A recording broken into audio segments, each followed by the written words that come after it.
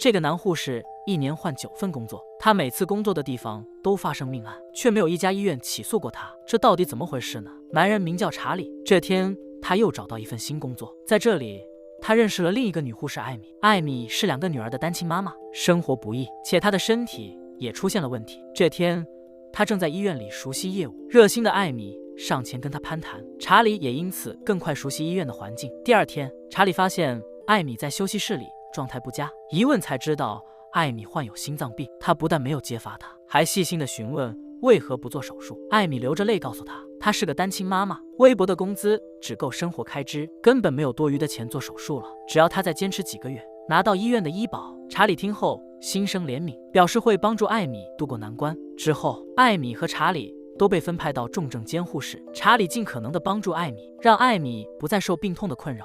随着2个人的相处，逐渐成了好朋友。查理在空闲时也会到艾米家帮忙一起带孩子。原来查理也是离异家庭，所以他更能同理孩子，与孩子打成一片。渐渐的，艾米将查理当成最好的朋友。但是有一件事情改变了他们。这一天，艾米和查理刚上班，就听说烧伤的老太太突然离世。艾米非常惊讶，因为老太太的烧伤不至于丧命。2人一起整理死者遗体时，艾米还在吐槽医院没人善后，这不禁勾起查理的回忆。他的母亲也是病死在医院，然而那家不负责的医院却将母亲的遗体弄丢了，找了好几个小时才找到。找到时，母亲衣不蔽体，十分凄惨。这件事情给查理造成很大的心理阴影，很长时间里都放不下。艾米非常同情查理的遭遇，猜测或者查理选择护士这行业跟他的经历有关吧。这里有个镜头非常可疑，艾米安抚死者的亲人时，查理盯着老太太的遗体，表情十分复杂。因为老太太离奇死亡，医院不得不将事件上报警方。警方面见了医院高管，但院方的表现有些奇怪，他们没提供内部调查，只提供用药记录及血液检测。警察小黑猜测医院根本没有用心，只是走程序，但小黑却相当负责，他对死者的轮班护士都进行调查。很快他就查到查理的异常，原来他在8年前就收到过医院的指控，只是后来医院撤掉了对他的指控。至此，小黑开始怀疑查理。很快，医院开了全员大会，让他们配合调查，但每次调查时都有个风险经理陪着，防着他们说不该说的话。不过轮到艾米接受调查时，风险经理正好被同事叫走了。小黑利用这个空档，将医院的用药表拿给艾米看。艾米一看就发现问题，死者的血糖是有问题的，里面缺少了 C 肽，说明他体内的胰岛素不是自身合成的，而是由他人注射进去的，但也有可能是双重用药导致的。当小黑问有没有可能是查理，艾米马上就否定了。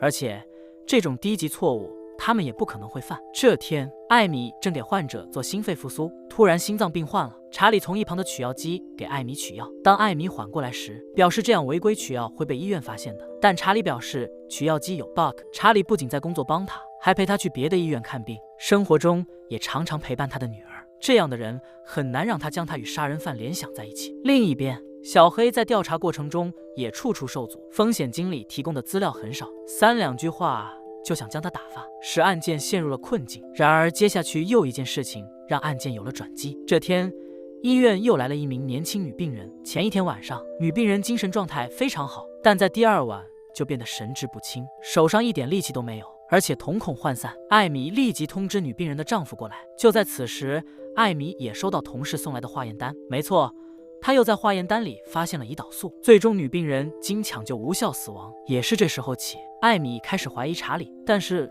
查理对她太好了，她实在不想往这方面想。第2天，警方找到她，询问第1位死者老太太的情况。艾米误以为是昨晚女病人的，慌张之下表示对女病人的情况什么都不知道。敏锐的小黑一线就发现端倪，难道又是双重用药吗？小黑问与查理有关吗？艾米连忙否认。小黑问你真的了解他吗？他在9家医院工作过，但没有1家医院愿意配合调查，显然他们在回避什么，这让艾米陷入了沉思。之后，艾米找到前同事，这名同事也曾是查理的同事。同事听到查理的名字，一脸震惊，并表示他们医院曾有一个医疗事故与查理有关，他们在尸体里检测出胰岛素，而且在储藏室的多袋盐水里发现了针孔，也就是说，查理在用药前就做了手脚。艾米不解地问为何会怀疑查理。同事表示 But we used to get codes every night, sometimes 2 or 3, and then after he left, we got like only 1 a month.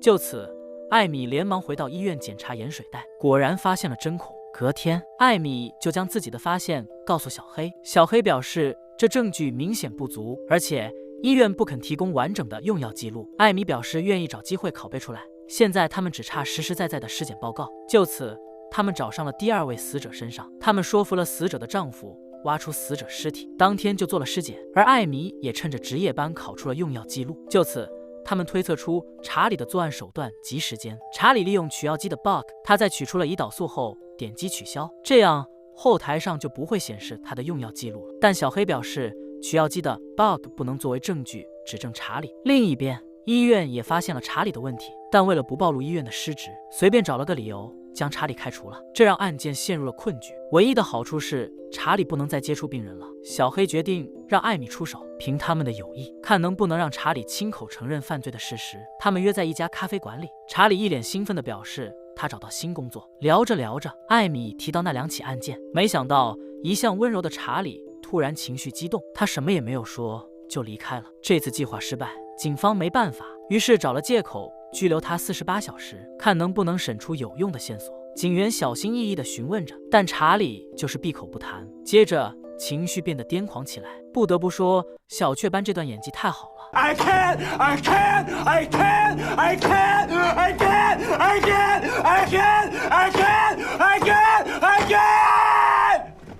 从一开始的冷静，到被揭穿的紧张惊慌，再到愤怒爆发，让人不寒而栗，把一个沉默的变态杀人魔演到极致。因为拘留查理的时间有限，警方不得不再找艾米帮忙。通过艾米的耐心开导，哪怕他犯事了，艾米依旧会陪着他。最终，查理承认了犯罪事实。不过，警方询问死者的姓名时，他说不记得那么多了。最终，他为了避免被判死刑，只说了29人，实际可能有400人之多。以上就是良心护士的故事内容，根据真实事件改编。故事到最后依然没有告诉我们查理的作案动机。导演曾接受采访中表示，他不想给查理洗白，给观众更多的想象空间。这部电影由奥斯卡影后杰西卡·查斯及奥斯卡影帝埃迪·雷德梅恩主演，演技超绝。感兴趣的小伙伴可以去看看原片。